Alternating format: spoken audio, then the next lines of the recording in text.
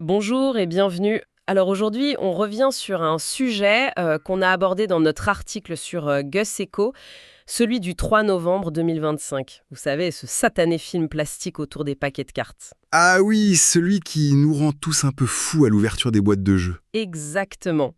C'est presque impossible à ouvrir proprement. Et donc notre article, il explore une solution qui semble vraiment prometteuse. Oui, tout à fait. L'idée, c'est de décortiquer un peu une innovation qui pourrait être majeure, un papier transparent. Un papier conçu exprès pour remplacer ce plastique. Voilà. Et ça pourrait vraiment aider à rendre l'industrie du jeu plus verte, quoi. C'est ça. Alors allons-y, plongeons dans les détails de cette alternative écologique qu'on présente dans notre article. On va décortiquer ça ensemble. C'est parti. Bon, on commence par le point de départ de notre article, l'expérience quasi universelle du déballage. On ouvre la boîte, on sent cette bonne odeur de carton neuf, Oui. et puis paf, les cartes, prisonnières de ce plastique infernal. Notre article y souligne bien que même les éditeurs les plus engagés, ils peinaient à trouver une alternative viable. Ce qui est fascinant ici, et ça notre article le détaille bien, c'est l'alliance derrière cette innovation. On a Alstom, qui est un géant des matériaux à base de fibres, D'accord? qui s'associe avec 1.5, une start-up, elle, spécialisée dans les revêtements très techniques. Ah oui. Et puis Tactic Games, un éditeur nordique, finlandais je crois, qui était déjà pas mal engagé sur l'écologie. D'accord, un trio intéressant. Voilà.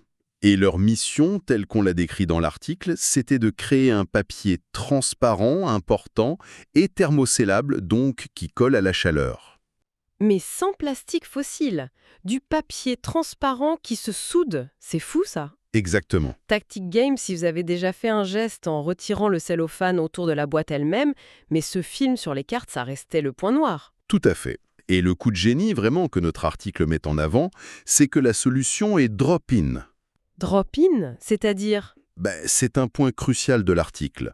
Ça veut dire que Tactic Games a pu utiliser ce nouveau papier sur ses machines d'emballage existantes, des machines Marden Edwards apparemment assez courantes. Sans rien changer. Sans aucune modification, ils ont juste enlevé le rouleau de plastique et mis le rouleau de papier à la place. Incroyable. Pas de coût additionnel pour de nouvelles machines, pas de nouveaux processus compliqués, l'article insiste bien là-dessus. Ça a marché direct. Bon, ça c'est un avantage énorme pour l'adoption, c'est clair. La simplicité. Mais est-ce que ça marche aussi bien que le plastique? Est-ce que c'est solide? Est-ce qu'on voit bien les cartes à travers? Notre article répond à ça. Oui, il aborde ces points. Apparemment, la transparence est bonne, on distingue bien les cartes. D'accord. Et il offrirait, d'après les premiers tests, la même protection, la même durabilité que le film plastique. Et l'aspect environnemental alors? C'est quand même le but initial, non? Ah bah oui, c'est central, et c'est un point fort de notre article. Ce papier, il est 100% recyclable, il a même la certification CEPI, c'est la Confédération des industries papetières européennes. D'accord, donc on le jette simplement avec le papier et le carton? Exactement. Fini le casse-tête du tri, on passe d'une ressource fossile, le pétrole, à une fibre qui est biosourcée, renouvelable, et qui s'inscrit dans une économie circulaire.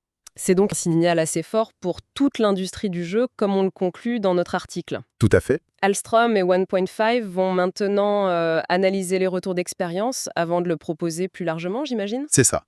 Mais comme on le dit dans l'article, l'excuse du «Ah, mais c'est trop compliqué, c'est trop cher», elle commence à moins tenir la route, quoi. L'avenir du jeu s'annonce peut-être un peu plus vert. On peut l'espérer. En résumé, ce que notre article met vraiment en lumière, c'est l'arrivée d'une alternative qui est crédible, qui est facile à intégrer pour les éditeurs et qui est surtout bien plus écologique que le film plastique actuel dans les jeux. Mhm. Et ça démontre bien, comme le souligne l'article, comment la science des matériaux, la technologie et puis la volonté des entreprises peuvent ensemble accélérer cette transition écologique dont on parle tant. Alors, au final, qu'est-ce qu'on peut retenir de tout ça? Bon, cette innovation pour les jeux, elle est passionnante en soi, c'est sûr. Oui. Mais ça soulève une question intéressante qui va un peu au-delà de notre article.